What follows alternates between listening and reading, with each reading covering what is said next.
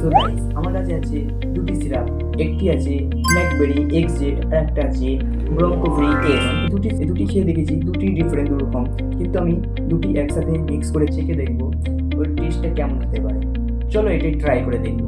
প্রথমে নিলাম আমি ব্ল্যাকবেরি এক্সজেড। এতে একদমই সিরাপ নেই, কাজ চলাবার মতন হবে।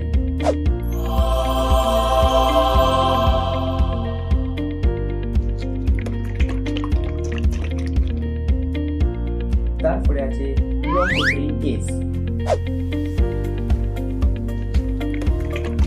এই দুটি মিক্স করে নেব। 3, 2, 1.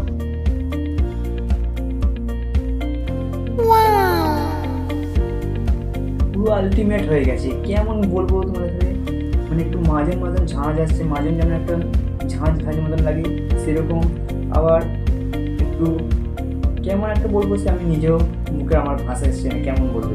তো এইটাকে 10-এর মধ্যে কত দেবে সেটা তোমরা কমেন্টে জানাও। সো গাইস, আমার কাছে আছে দুটি সিরাপ।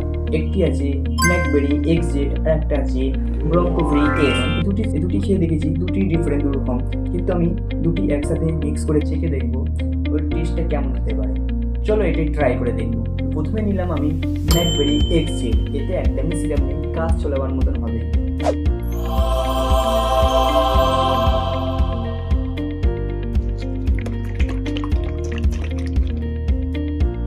তারপরে আছে ব্রঙ্কো ফ্রি এস।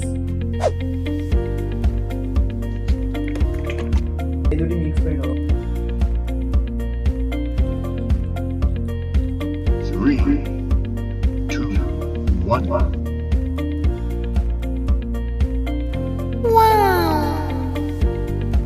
পুরো আলটিমেট হয়ে গেছে। কেমন বলবো তোমাদের, মানে একটু মাঝে মাঝে ঝাঁঝ আসছে, মাঝে যেন একটা ঝাঁঝ মতন লাগে সেরকম, আবার একটু কেমন একটা বলবো সে আমি নিজেও মুখে আমার ভাষা এসছে না কেমন বলবো।